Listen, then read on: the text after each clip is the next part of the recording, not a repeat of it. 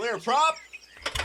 Star 73, Yankee number 2, following twin traffic, 3 mile final, clear subject, 1 Charlie Bravo, exit in runway 25, going 4 mile final. This is Behind the Prop with United Flight Systems owner and licensed pilot Bobby Doss and his co-host, Major Airline Captain and designated pilot examiner Wally Mulhern.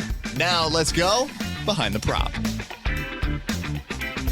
What's up, Wally? Hey, Bobby, how are you? I am fantastic as always. This week we have a guest. We've talked about having this guest on the show since day one, really. Yeah. And that is David Wright, the chief instructor at United Flight Systems. Welcome to the show, David. Hey, thanks for having me. So David and I have now known each other for just over 5 years really well, and I knew of him as he was around the flight school when I was a student. But David, when was the first time you started working for United Flight Systems? August of 1990. August of 1990. And I say this to people all the time. You have literally seen everything in GA, I have to believe. Well, I've seen everything since 1985 at least. So, Well, I mean, just think about being an instructor at or around a flight school for almost 30 years now, right? yeah, I've kept it current that long. I mean, how many flat tires do you think you've seen? Well, I hope I haven't done many of them myself, but I've seen a few. So. Yeah. So you've seen almost everything. Right. Number of emergencies. We'll talk about some of that stuff. But let's just give a little bit of background on David. David started flying in 1985. Then you went to college. Where'd you go to college? Embry-Riddle, Prescott. All right. So an aviation college, aviation background through college. And then, like today, I think people come and be flight instructors. Is that what you did? I am a flight instructor. No, was that what you did back then in those days? You graduated college? Oh, yeah, I graduated college. I came out and I got a job in Houston here at Hooks Airport. It was called Merriworth Aviation then, but it has morphed into United Flight Systems. And I've been associated with the school since August, well, probably a little before August because I did my CFI at the school. Awesome. And so how long in those days did it take you to get your big airline job? I was a flight instructor for 3 years full-time, living in a little So was dumpy. full-time 20 hours a week like some of my full-time instructors? No, I was usually the top dog or one of the few of the top three because I wasn't living off my parents' money and I was living in a dumpy apartment and I needed to be a man and pay my own bills. So I knew that to do that as an instructor, you got to work hard. So I always just tried to push the limits and work. Was the minimums the same back then? I don't even know. Was it like the same 1,500 hours? If you got 1,500 hours, you were eligible to get your ATP? That's correct. Okay. And you didn't have to go to a special school at that point. So I got 1,500 hours instructing and then took my ATP in a Geronimo. There you go.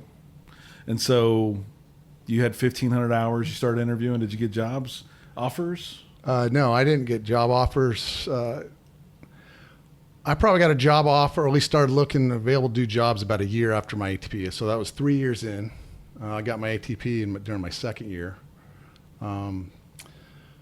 I interviewed at Continental Express with over 1,500 hours because I'm ATP and 500 hours of multi. And they looked at me and they said, "You don't have enough multi-time." So back then, 500 hours of multi-time wouldn't even get you a job with the regionals. So Wow. Things are very different today, for sure. How many people do you guys think go to the regionals today with 25.0 or 25.1? Yeah, a lot. About 99% of them. Right.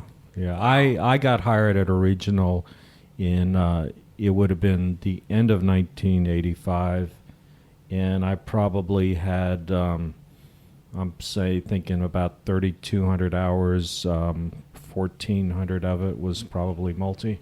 Wow. Different times. Yeah. But I will tell you that was a fateful day for me because two instructors, me and another United Flight Systems instructor, interviewed on the same day at Continental Express over at George Bush. And this other, still a friend of mine, he's a captain now. He's a 777 captain at United. But he had been working as a flight instructor, and one of his students hired him to run a flight department for an oil company. Well, he got me an interview because I didn't get accepted. I didn't get taken at Continental Express, but he did. So he got me an interview with his boss, and that set me on a job for 26 years as a corporate pilot flying Wow. for an oil company here in Houston. So, And I think a lot of people aspire to be a corporate pilot. We'll talk more about that phase for you, but in a 25 plus year career at a corporation where you're flying their jets, you fly the same jet all 25 years, or did they upgrade jets? it was a progression. We started in a pressurized twin, Cessna 414. I flew that for 4 years.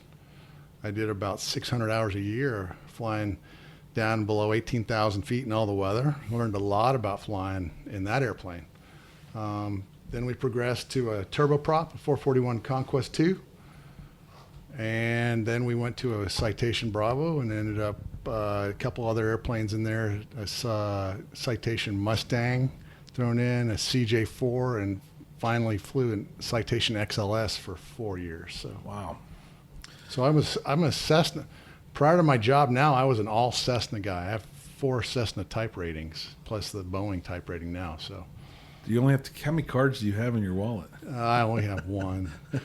Not like a couple of my friends who love to throw. They got that photo album. The accordion one that falls out. How many type ratings do you have? Well, I'm not like that. So Wally, how many cards do you have to carry? Oh, I just have one. Just Really? one ATP, yeah. So back to the piston and the kind of the flight instructor world. I mean, you being a Part 141 chief instructor, you definitely know the regs and have been around the regulations for a long time. How many piston hours do you think you have? let's see. Shy of 10,000, probably in the 9,000 range. Wow. That's a lot of time in a Cessna, if you think about it. Not a Cessna jet, but single. I guess that would be twins. Too, Yeah, right? I was thinking a reciprocating powered aircraft is Right. probably 8,000 to 9,000. Wow. So Ton of time. And again, probably seen it all. We'll talk more about those for sure. So talk us through a day in the life of a corporate pilot a little bit. We did an interview with Wally last week about his day in the life, but what is a corporate pilot? I think a lot of people want to be a corporate pilot. What does that mean? What did that mean then? You saw it up until 4 or 5 years ago. What is the corporate world like today? And what do people in flight training, what should they be thinking about or know about it? the corporate world is very related to your ability to relate to other human beings, because you're in a much more face-to-face situation in the corporate world than you are with the airline. As an airline pilot, we see the passengers board the aircraft and the door shuts. And actually, I know that my airline really doesn't want us to do much because they don't want us to show up on video with our bars. But with the corporate world, there's nothing between you and the passengers in the back. And typically, in the smaller corporate departments, there are no flight attendants. So your job is to not only be a pilot, but is also to make sure that aircraft is clean and stocked and ready to go. And customer service is key in the corporate world, whereas in the airline world, once that door shuts, my customer service is to get the passengers to their location safely.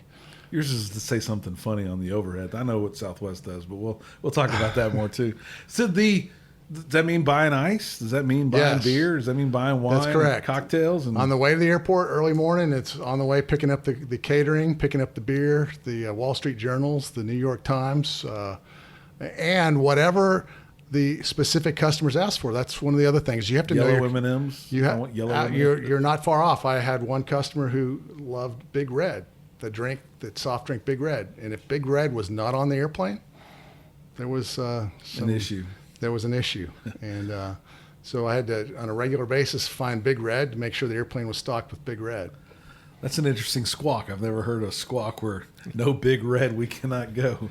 Yeah. This is a airworthiness directive. We need Right. Big Red. Right. Yeah.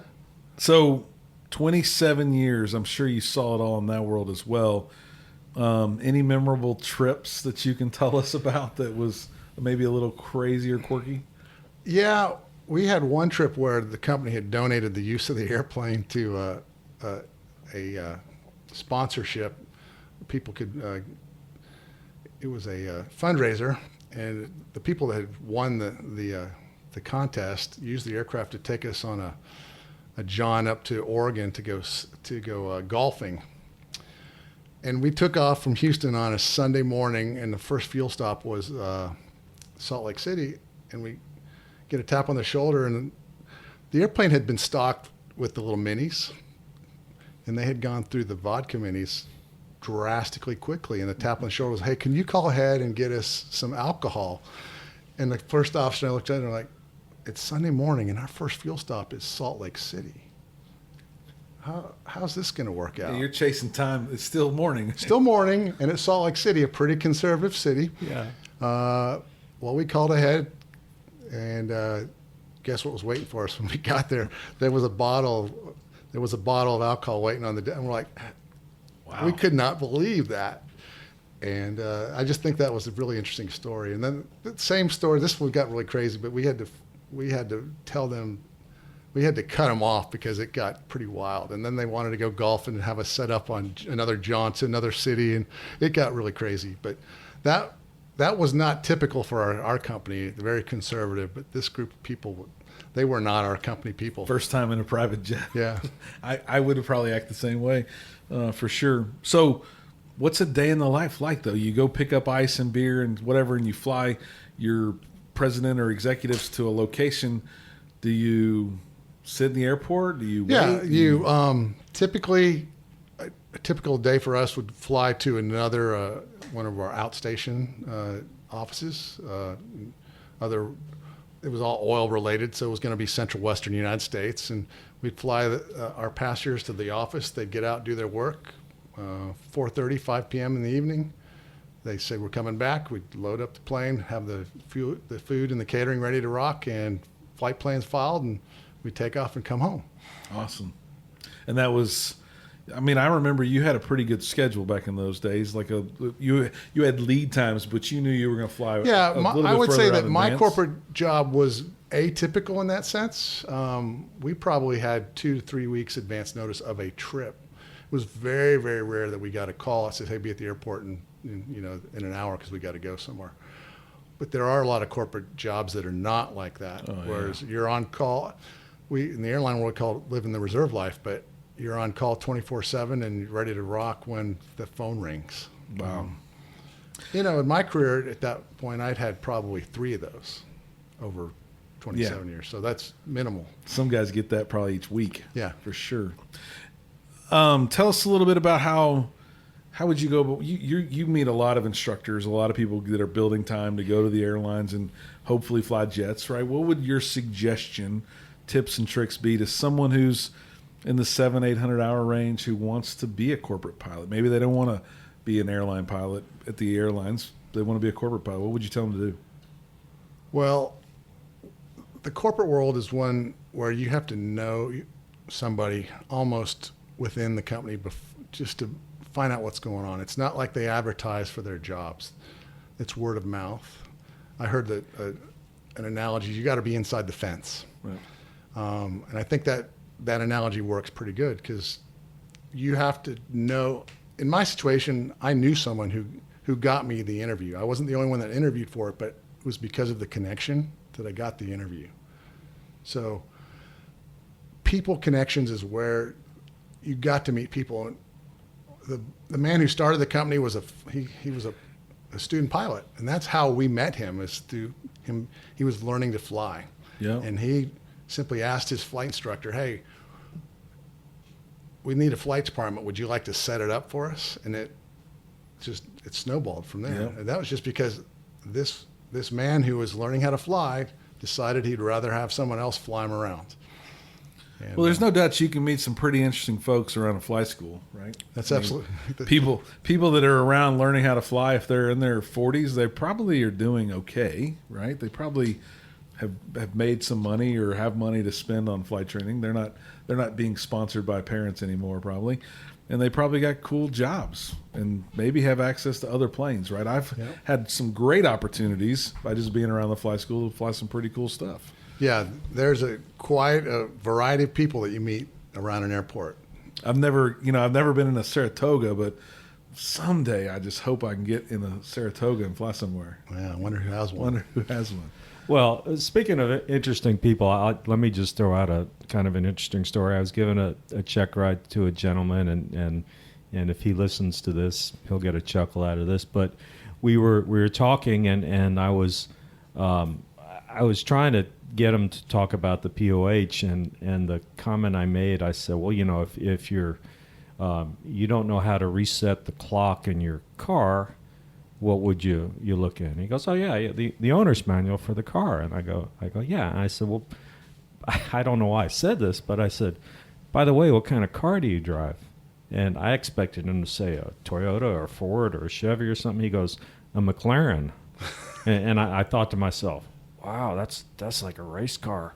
And so as we're doing the check ride, I'm Googling prices of McLarens, and I went, wow, like the cheapest McLaren is like really, really expensive. More than a Cessna. Oh, much more than a Cessna. And I just It's a corporate jet. Yeah, exactly. Yeah, and I know who you're talking about. He actually had two of those. They kind of Yes. changed colors Yeah. every couple of weeks. Right. And then when he wasn't driving those, he had a Lambo. So he definitely had his share of fine cars as well. Very nice guy too. So transition a little bit. Now you've flown corporate for a long, long time, and you decide to make a jump about 4 years ago, I think. I did. Tell us a little bit about that. Yeah, I'd always wanted to go to the airlines, and a lot of things happened in there that in my job that kept me at the corporate. I enjoyed the corporate a lot, but I just decided, pushing 50 is like, time is not on your side. You got to do something. So I decided to go to the airlines. And we've been around each other for a long time. You know I'm a huge fan of Southwest, and you ultimately ended up at Southwest. Is it common for Southwest to hire people that are corporate then want to transition or of age? Like what did your class look like? So out of my class, there were maybe three corporates. Everybody else was regionals or military. Okay. So it's a small percentage of the class typically, but I would say that probably being corporate, it's not a hindrance, but it's not a direct line, because most people who get a nice solid corporate gig will retire from that. Right. I just decided that I want to do the airlines before I got too old, so I went. Well, I say this, I'm sitting in a room with two airline pilots who get to fly really big aircraft. I think it would just be really cool to sit in the front and drive a 737. I mean, that's got to be something that not many people do in this world, right? It's a lot of fun, and I've enjoyed it. It is really different. The life is very different from the corporate world, but I like them both. Right. I think they're both fantastic jobs. I wanted to experience both. And so 35-year senior guy at United and a 3 or 4 year senior guy at another major airline, probably very different worlds. But what don't people understand about your world, David? Is it the bidding? Is it the commuting? Is it the, we talked a lot about this a couple weeks ago in Wally's show. What is it that they don't know that they should know? They think they all want to be airline pilots, but what's some of the good, bad, and ugly? Well, I will tell you, if you do not live in base, you will be commuting. And I know lots of airline pilots that do commute. Now, I commuted. During COVID, due to shuffles of scheduling, I actually was forced to a new domicile. I hold Houston now, but I was forced to move to Chicago, be based in Chicago for a while. So I commuted to from Houston to Chicago for 9 months. And that gave me a taste of how much I like living in base. But Yes. Commuting is just a way of life that lots of pilots do it. They just have a system. The thing about commuting is it does take some of your personal time away from your life, because you've got to use your personal time to reposition yourself to your job. But I know plenty of pilots who do it. Don't wink an eye at it. Blink an eye. So Yeah, I got a good picture from Wally day before yesterday, I think. One of our assistant chiefs, Kevin Foster, was up front riding a leg home with Wally this really? past week. got to ride- Yesterday. I think yesterday, it was Chicago yesterday. to Houston. Yeah, Chicago to Houston. They were doing. He finished up his IOE, and pretty cool selfie. We'll see that on social media real soon, because that's cool. Just shows the progression of getting there. You know, I can remember when I interviewed Kevin, and he gets his job here and worked hard, and now he's finished up IOE, and hopefully to have a line or some path forward really, really soon. What do you think? Is there something that a 500-hour flight instructor should be doing if they want to be a major airline pilot that maybe we don't talk about regularly? Two things. One of them's get as many instrument students that you can, because the instrument procedures are your life in the airlines.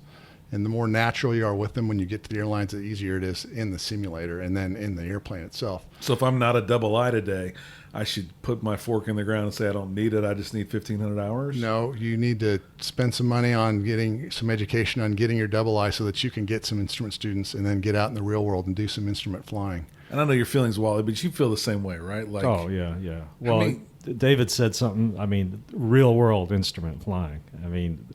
We have some, instrument pilots, but they haven't used it. proficiency in the sim doesn't count. Well, No, probably real actual amazingly teaches you a lot.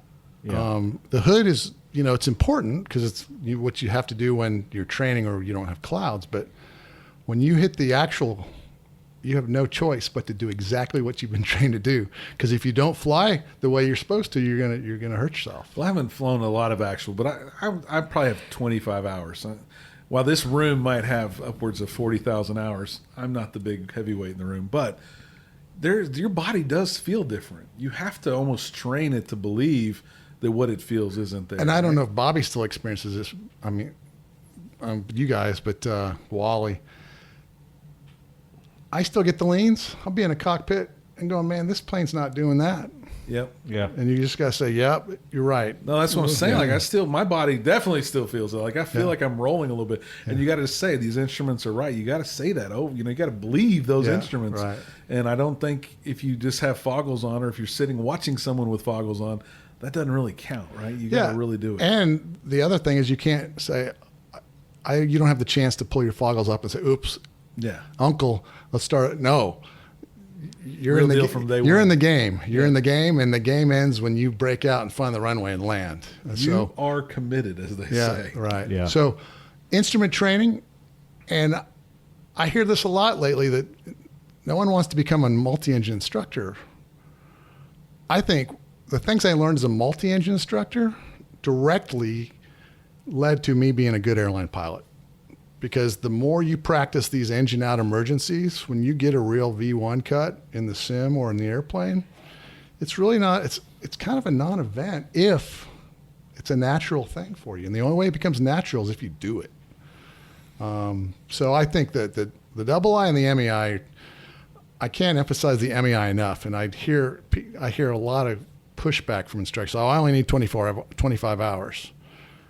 Well, when you hit that sim and you haven't done V1 cuts for a long time, they can be a wild thing. Yeah, I bet. I haven't flown a lot of jets, but I maybe 4 or 5 flights under my belt, and I get my hand slapped every time I'm shadowing him because you're not supposed to touch that throttle once that V1 call out happens, right?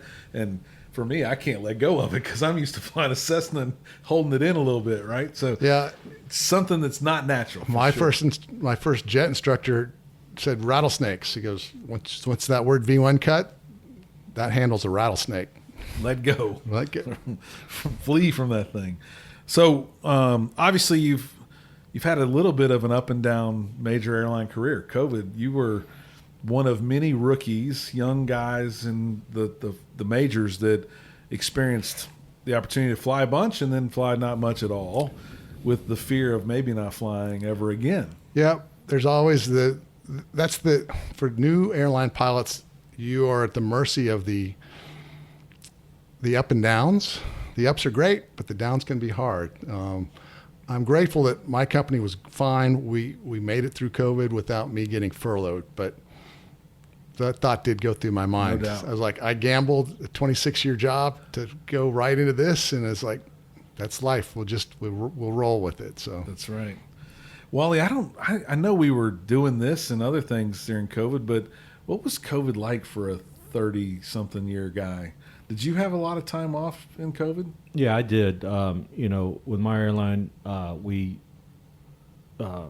obviously, the passengers, we went down to about 10% at one point. Yeah. So and not international. So that was crazy to get on an airplane that was empty.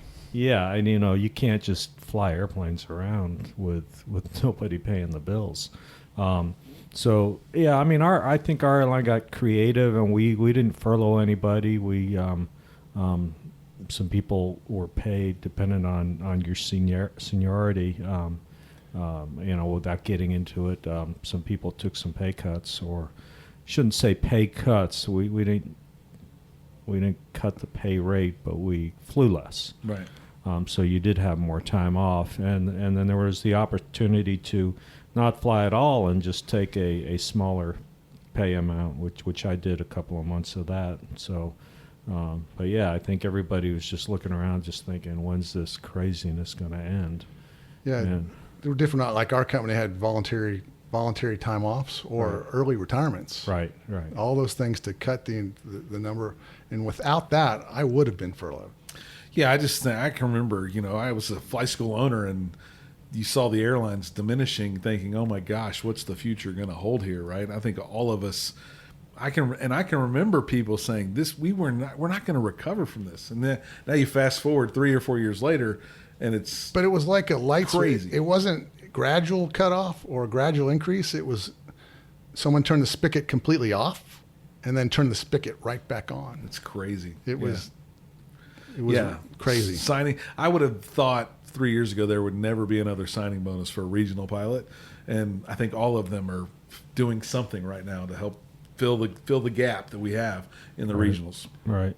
So, interesting thing about my slot was I was junior, obviously, and there was there was one class underneath me, and then there was no hiring. So I've been at the bottom of the seniority list for 2.5 years before the hiring started picking up again. Typically, low seniority is going to get reserve. Reserve went senior because the senior guys knew they weren't get paid to not fly. So I actually did a lot of flying, potentially because I got lines instead of sitting reserve. And then when things kind of got going again, I started getting reserve again. So Well, I guess that's interesting because they knew they weren't going to fly more than their minimum. Why go out and try to work hard for my minimum if I can give my minimum and stay home and grow a beard for the first time in 10 years, right? I do remember there was a lot of facial hair in those days, for sure. So, very interesting story. Now you're a Part 141 chief instructor.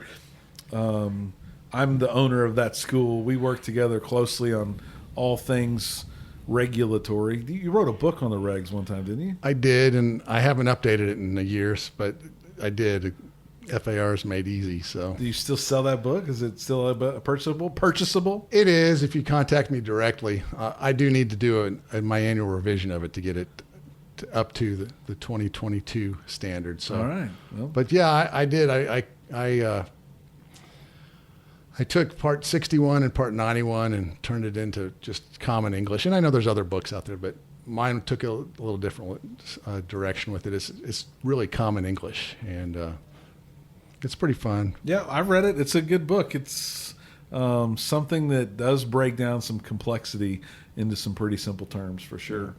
And today, I mean, you and I recently, I won't say debated, but discussed the best way forward. I think debate was a good word because issue. Yeah, debate sometimes is helpful. Because interpretation is not always in the eye of one beholder. That's right. It's many people, but we got to a good solution, and I think that's what good teams do. And I think that I've definitely leaned on you for many years. And as a chief, as somebody who's been around a long time instructing a lot of people, you've had to see your share of stuff. Let's talk about when was the time you were most afraid inside of an aircraft? Well, it wasn't in a training world. It was actually in the corporate flying world. Flying the pressurized twin, and we were coming out of Pearsall, Texas, and this was before we had cell phones that had NEXRAD radar on them, and you actually had to run into a building and talk to flight service station and get them to interpret the radar and say, this was December, and the passengers were running late, and off in the west I could see that line of thunderstorms moving my direction. Sky's lighting up, running back and forth. Hey, how far out? How far out is that for me? And they're like, okay, well, you're going to be good. If you leave now, you're going to be good. Well, they were a little bit later, and we took off. And by the time we took off into it. The lightning wasn't right on top of it, but the thunderstorm was right over us. And I got tossed around by the worst turbulence I've ever had. And my first officer, who was not even paid, he was just sitting there building some time with me, was one of my ex-students. And thankfully he was there, because all we could do is just open these binders up with approach plates. This was before ForeFlight. We actually had to open a book up and look at approach plates and paper maps and all that. And we're just getting tossed over. The passengers in the back are screaming and throwing up, and I'm doing the best I can just to stay alive. And that was the night I literally thought, so this is what it's like to die. Lightning is hitting the plane, going across the plane, and we're asking for diversions around it. And we asked them for San Antonio, and then this was the answer from them. That's a good idea. So we made the turn, and we popped out of this wall of thunderstorms, and there was San Antonio below us, and we made it. But I was pretty sure we weren't going to make it that night. Wow. But, you know, there was external pressures on here. If I go back and I look at, you know, I do a review of what happened, we had external pressures, late passengers, technology that wasn't on our side. I could have actually looked at that weather that was off to the west and saying, no, we're not going to go. But I didn't do that. So the lesson is when your gut says things don't look good, trust your gut. And young and old today that are out there, corporate pilots, and maybe not, they're just flying for pay. They feel that pressure, and they got to be strong. They don't want to be the one that doesn't make it. You have to be strong, because that external pressure is going to come from the person who's paying your paycheck. And you're going to have to say, not tonight, we're not going, or wait, and if you don't, and you take off into it, we got lucky, but it could have very well killed us. Right. Yeah. Very well. Crazy stuff. So what about GA? You've declared an emergency, I assume. Ever scared? I've declared plenty of emergencies. Yeah. I'm not one, I don't worry about the word emergency. If I don't like what's going on and I want priority, I'll use the word emergency. I know there's plenty of pilots that say, oh, I don't want to deal with the paperwork. I've never filled out one report in all the emergencies I've ever filled. Wow. Never requested, so. And so they obviously ended without too much of an incident, but I'll tell you, in the training world, it typically was when we were flying the twins and we'd feather an engine, and some of the twins I had didn't have unfeathering accumulators, so to get the prop out of feather, you had to get it started. Well, sometimes you couldn't get it started, so that prop was was feathered, and I don't want anyone in front of me. I'm like, so I call the tower and come in and declare the emergency and come in and land, no problem. Yeah, I've seen that happen once, and it's a non-incident in the grand scheme of things.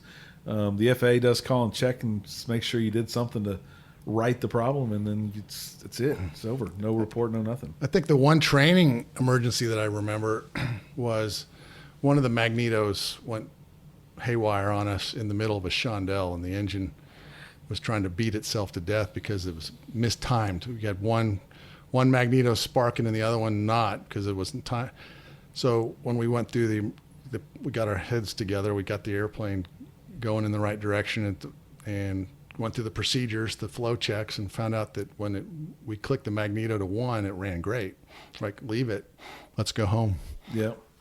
Came home on one magneto, but I thought it was going to quit, so we climbed up and declared our emergency and came home. Yeah, you can't fly a plane with no magnetos. Yeah. Well, maybe, but you can fly it all the way until you land. Yeah, until you land, for sure. And I've known you for a long time, and I know you love to teach people how to fly aircraft. What's the one thing you like to teach more than anything else? You meet, and I don't mean flight instructor, and I don't mean private. I mean, is there a topic? Is there a chapter in the PHAC? Is there a I like to teach. What do you like to teach? I like dead reckoning navigation. Pure and simple. In this day and age of having a tablet with ForeFlight and whatever software you're using, I think we're losing the skills of looking outside the window and just learning how to fly the airplane and keep it on a pink line. I know the pink line's there. You have to have the pink line because you don't have paper, but you got to learn how to navigate that airplane and keep it on the pink line by looking outside. Making adjustments, looking at how far, that town looks about right. The TLAR method works good. TLAR, which is that looks about right. That's a skill set that you have to practice. And I think dead reckoning is where I talk a lot about just knowing how to do it. And I had one student who called me after her first solo cross country, and she's like, David, I'm so glad that you made me do that, because right after takeoff, my ADS-B receiver, my GPS failed. And she was in a non-glass cockpit aircraft. So she had a compass and a DG and a pink line. And she completed her long cross country with nothing telling her how to go from point A to point B other than her Mark II eyeballs. Yeah, I still recommend people don't buy that ForeFlight subscription until after they solo. I feel like there is something still special about being able to get the job done without that, right?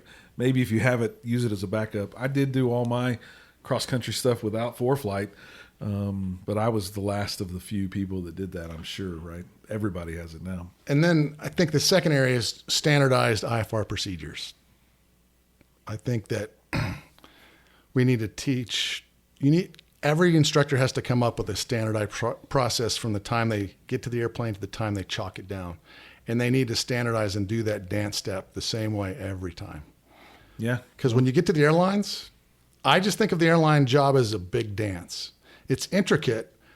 It's the same thing every time, but you've got to do the steps exactly the way we're taught to do it, flow checks, checklists. There's no deviation from that. There's no coming up with your own dance step. It's learn the dance, do the dance, and do it the same way every time. Well, and we talked a little bit about that last week, right? I mean, Wally doesn't know every first officer that's going to sit with him in that cockpit, and every first officer hasn't flown with Wally. So there's got to be an effort that the companies are putting in to make sure that you have an unlimited amount of training, so that when you meet, you know exactly what each other is expecting to happen and get done. What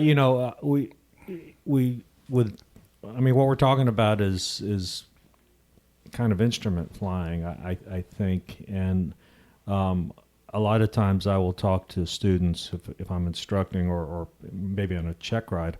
I'll say, "Are you a sock shoe tie, or are you a sock shoe tie, or are you a sock shoe tie?" And they'll look at me like I'm crazy, and I said, "Well, I'm a sock shoe." okay. Well, you don't. And I'm looking at David's shoes. He's not a tie guy. So my point is, how do you put your socks and shoes on in the morning? I'm a sock shoe tie guy. Some people may be sock shoe tie.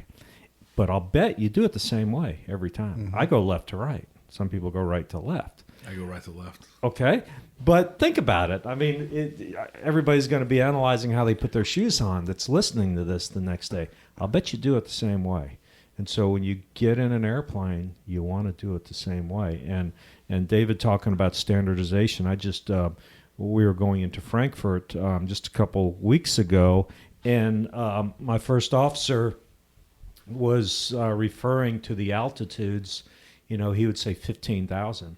And the German controller says, "That's 15,000. They want you to say 15,000. They don't want you to say 15,000. So that's caused, real world. That's caused problems in the past, right? So yeah, that is the real world for sure. Yeah. And we create bad habits. And I was going to make a joke when you were talking, David, that you don't have a captain that has his own way of you doing things. But even if they did, it wouldn't last long in today's world, right? Obviously, every human we have our slight, but in the airline world, you can't have those. Yeah. My captain is expecting me to do my job exactly the way he's expecting it. And guess what? I have the same look at him. If he does things out of sequence, I'm going to know it. It's going to throw me off. So it throws the whole thing off. For sure.